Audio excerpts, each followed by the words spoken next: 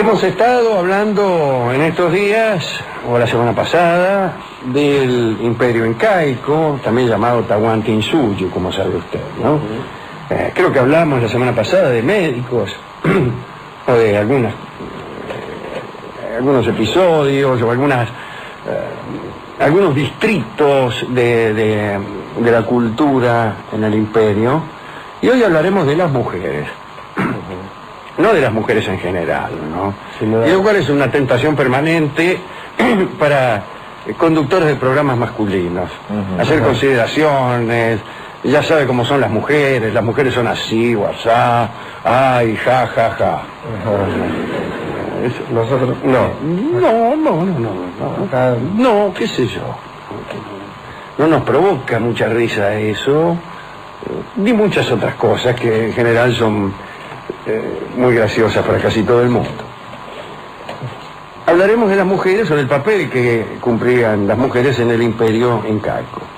El primer personaje femenino que aparece en las crónicas del Inca Garcilaso de la Vega es la colla Mamá Oclo Huaco. Era esposa y hermana del Inca Manco Cápac. En la leyenda, juntos, Mamá Oclo y Manco Cápac fundaron la dinastía de los Incas y el imperio. Manco Cápac y Mamá Oclo eran hijos del sol y de la luna. Vamos a contar algo muy breve acerca de esta cosmogonía incaica, ¿no? Cuando solo existía la nada, el dios Viracocha apareció ahí en el lago Titicaca, que por cierto formaría parte de la nada. Ya que si solo existía la nada, no se ve cómo alguien puede aparecer en el lago Titicaca. Es decir, era una nada bastante poblada, ya que al menos había dos entidades, a saber, el dios Viracocha y el lago Titicaca. Incluso, hasta dado el enunciado, parece anterior al lago, a Viracocha, porque dice, apareció Viracocha. Bueno, podemos suponer que no existía hasta ese momento, pero si apareció en el lago Titicaca, el lago existía, aún junto con la nada. Y realizó su acto creativo, me refiero al dios Viracocha, en Tiahuanaco. Creó primero un mundo oscuro y nebuloso, cuyas gentes no lo reverenciaban suficientemente. Por tal motivo, lo hizo desaparecer. Bueno, hasta que uno cree un mundo, y luego este mundo que uno ha creado con tanto esfuerzo se niega a reverenciarlo. Después conformó un género de gigantes, que también pasó a convertir en piedra por la misma razón. Parece que no eran tampoco muy reverentes. Suele ocurrir con los gigantes que a favor de su tamaño profesan la ingratitud. Viracocha hizo entonces una creación más perfecta, a su imagen y tamaño, pero esos hombres resultaron malos y el dios les envió un diluvio que duró 60 días, incluso 50% más que el clásico. Después del diluvio, seca la tierra, Viracocha mandó salir al sol, la luna y las estrellas para dar luz al mundo. En cierta ocasión, Viracocha dispuso que el sol y la luna, que estaban siempre distantes, como parece indicar la experiencia cotidiana, ¿no? Cuando hay sol no hay luna, etc. Dispuso que se conocieran. Y así lo hicieron. El sol y la luna se amaron y nacieron dos hijos, justamente los ya mentados Manco Cápac y Mamá Oclo. El sol envió a los hermanos del cielo a la tierra para que fundaran una ciudad, precisamente en el lugar en que pudieran hundir de un solo golpe una varilla de oro. Bueno, debían además reunir a los hombres y mujeres que estaban desparramados por la tierra para cumplir la alta misión que se les encomendaba, ¿no? Sacar a la creación humana de la baja condición en que se encontraban y enseñarles oficios y normas que les permitieran vivir como seres humanos y no como bestias. Bueno, al final los esposos llegaron a un lugar en cuyo suelo fértil la varita se hundió sin problema. Era el Cusco, que en quechua significa ombligo del mundo. Allí empezó a gestarse el imperio. Las mujeres, discípulas culturales de Mamá Oclo, eran su engranaje fundamental.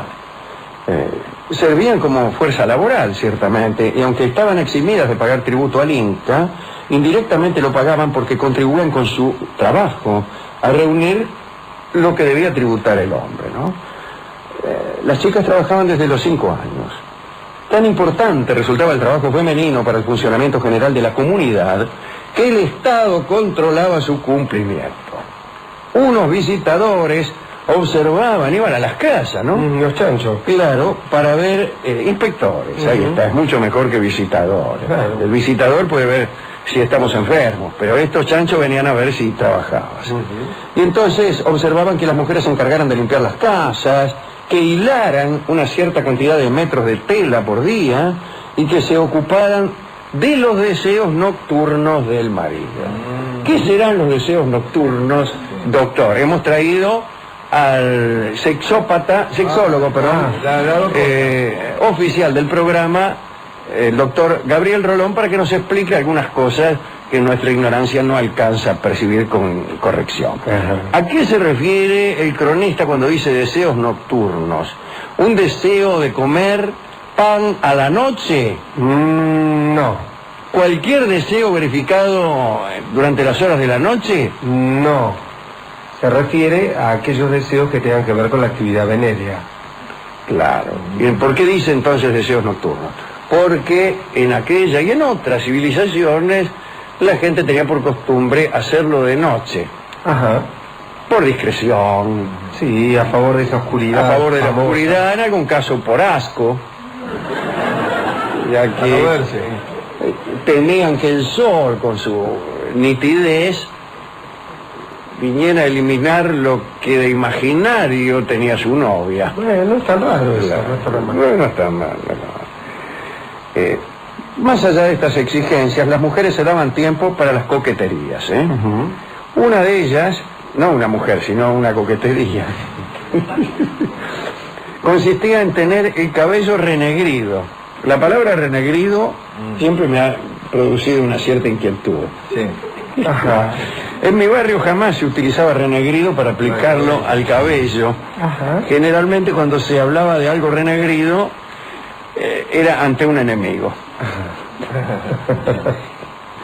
Bien, en todo caso, para obtener esta propiedad, practicaban una maniobra muy peligrosa. Cuando los pelos se les ponían castaños, sí, así ese color rojo sadaik,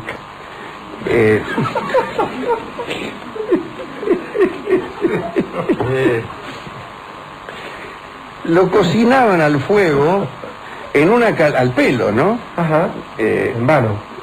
Sí, inútilmente, la mayoría de las veces. En una caldera con hierbas dentro de la caldera. Parece que la india se ponía de espaldas, le ponían una tela en el cogote para que el fuego no la quemara y procuraban que el agua hirviendo no llegase a cocinar las carnes, ¿no? Entonces ahí como podían, estaban tardes enteras y después sacaban el pelo más negro y más lustroso que las plumas de un cuervo recién mudadas. Bueno, tanto como esto y mucho más puede el deseo de hermosura, nos dice el Inca Garcilaso. Había en Cusco determinadas mujeres a las que desde la infancia les estaba negado el derecho de una vida normal, por decirlo así, por una disposición del culto instituida por Manco Cápac. Eran las enclaustradas en la Atla Huasi, o Casa de las Vírgenes del Sol. La reclusión estaba dedicada a la divinidad solar y era precisamente al sol a quien se le rendía este tributo de virginidad. Las muchachas no podían hacer otra cosa que quedarse en esa especie de cárcel dorada y allí permanecían encerradas hasta el fin de sus días, sin posibilidad alguna de cambiar su suerte. Las recluidas no tenían lugar alguno por donde pudieran hablar o ver a un hombre o a una mujer libre. Solo la colla, es decir, la reina, tenía la licencia para entrar en la casa y hablar con las encerradas. Esta visita era el único contacto humano directo con el mundo exterior que les estaba permitido. En la Atla Huasi de Cusco jamás entraban varones. Las elegidas lo habían sido por su linaje o por su hermosura. Debían ser vírgenes y para asegurarse de ello las recluían cuando todavía no habían cumplido los 8 años. Los funcionarios recorrían el imperio para encontrar a las más bellas. Solo 2 entradas tenía la Atla Huasi. La principal era la puerta que se abría solo para la reina y para recibir a otras que entraban en el encierro, ¿no?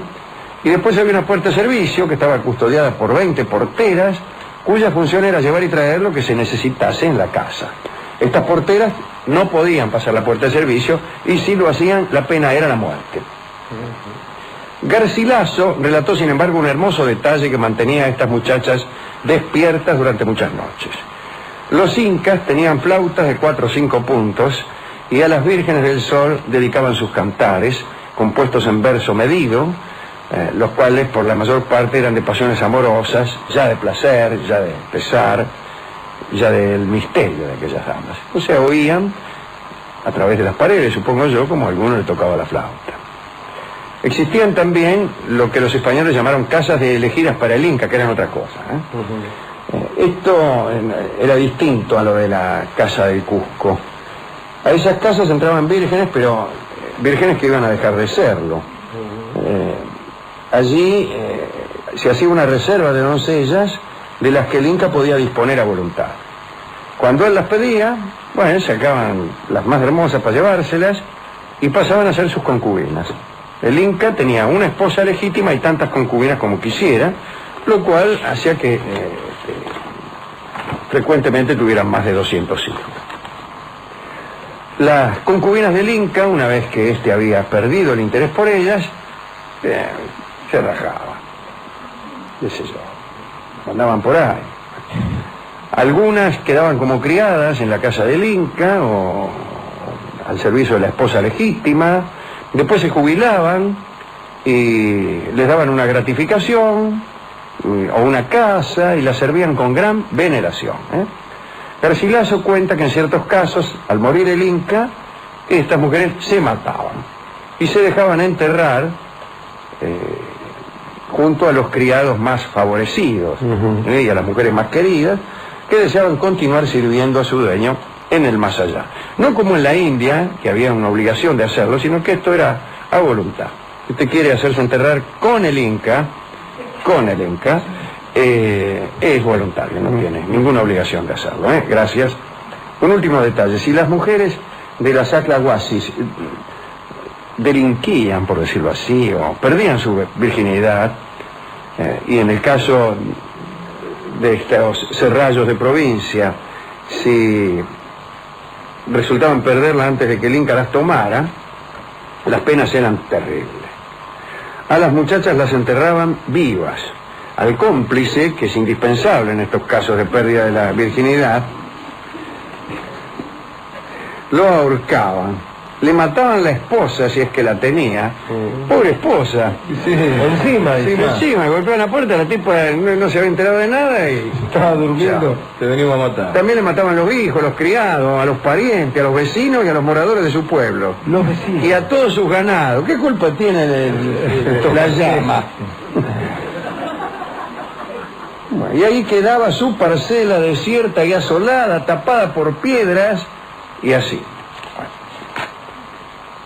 Esto no evitaba que los que deseaban a una de estas mujeres se valieran de métodos siniestros para llegar a poseerlas.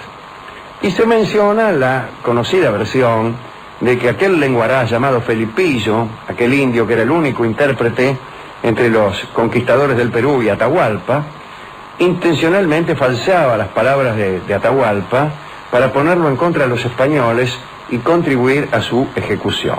Y parece que Felipillo hacía esto porque estaba enamorado de una de las elegidas y una de las chicas de las casas del Inca, y naturalmente solo podría tenerla si el soberano se moría. Y en ese caso la elegida quedaba en libertad. Así que todo eso hacía Felipillo por una mena. Como se ve bien, era más una pasión que una yunta de tractores. Aquí termina el informe que hemos preparado sobre el papel de la mujer en el Tahuantinsuyo. ¿Usted tiene alguna dedicatoria que hacer? Sí, a los inocentes vecinos de a los vecinos, porque tenía de este hombre. sacar la cuenta, la mujer y el hijo, pero el vecino estaba ahí tranquilamente, de la cana y se te voy a matar. ¿Por qué? Y porque un vecino tuyo atropelló a una de las menas del Lenca. ¿Qué me importa? Dice el tipo. Yo estoy acá, ni la toqué. Claro. Por eso convenía ir y atropellarlas uno, por lo menos. Ya que me van a ahorcar. Ya que me van a ahorcar. Por lo menos Me saqué la gana. me divertí un rato. Así que bueno, a los vecinos, y hasta los animales le A mataron. los animales también, claro. También. Claro. Bueno. ¿Qué culpa tiene un perro? Y es más, hasta que estoy pensando, digo, hasta que el que cometa esa actitud también, no es porque matarlo, digo, ¿no? No. El acercamiento a una mujer. Si fuera así, ya estaríamos muertos hace mucho tiempo. Por eso, digo, tampoco es para tanto. No quedarían vecinos. Viviríamos en el desierto, Mire, se quejan y evidentemente. todo. Bueno, hemos resuelto ilustrar La casa alrededor suya. Hemos resuelto ilustrar esta interesante información que proviene del Inca Garcilaso de la Vega con la samba llamada La Compañera, evidentemente en referencia a la mujer en general o a una en particular si usted quiere. Mamá Oclo. Bueno, No está mal, compañero. no está mal, claro, la Hermano. compañera de Manco Cápac, fundadores ambos del imperio. Así que escucharemos La Compañera en la versión de don Ariel Ramírez. Adelante.